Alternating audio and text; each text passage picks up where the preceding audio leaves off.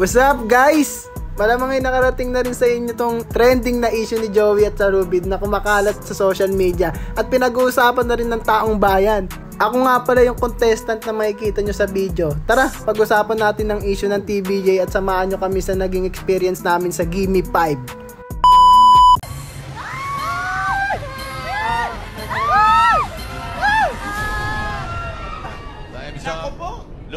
Lupin, nakakalimutan nyo.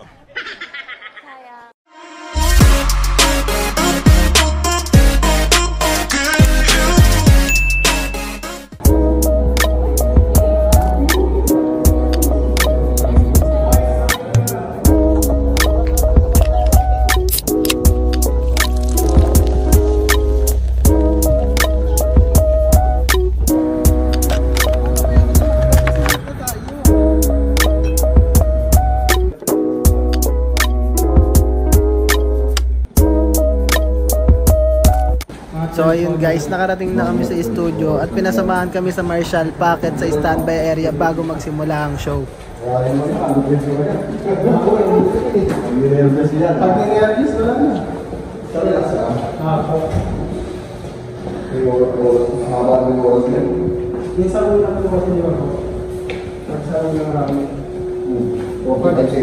Tapos pag natalo ka doon, wala na.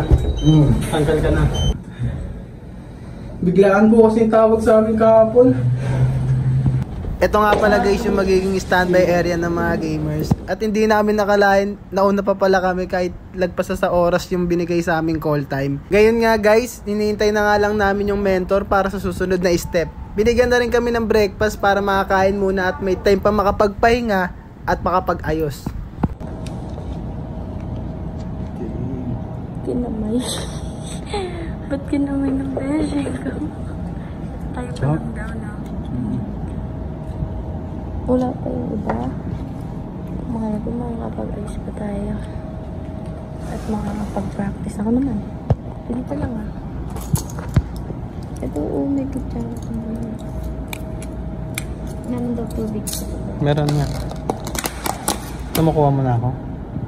Okay. Eh pag ganun pala no? May taas mo? Pinulat ng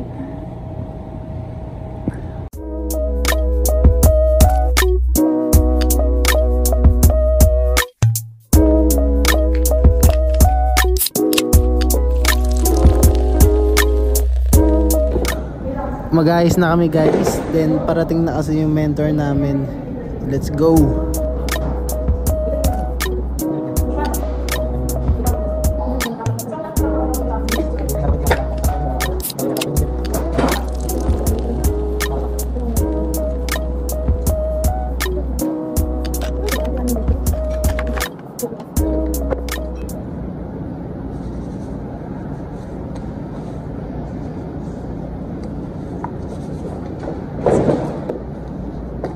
So yun guys, dumating na rin yung mentor namin dito.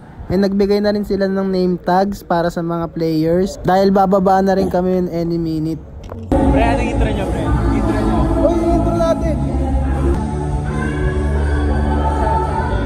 At ngayon guys, nandito na kami sa backstage. Lalagyan daw kami ng mic bago magsimula yung game. may ganito pa.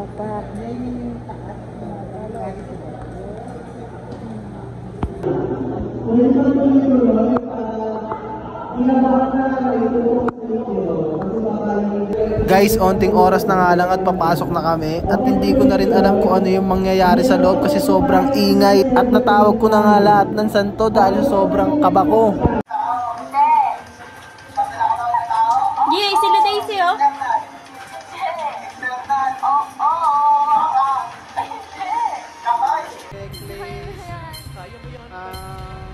Uh-oh. 30 seconds. Necklace.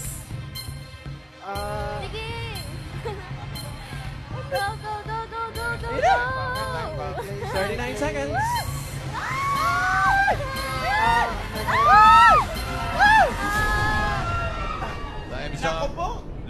Lupin, nakakalimutan nyo.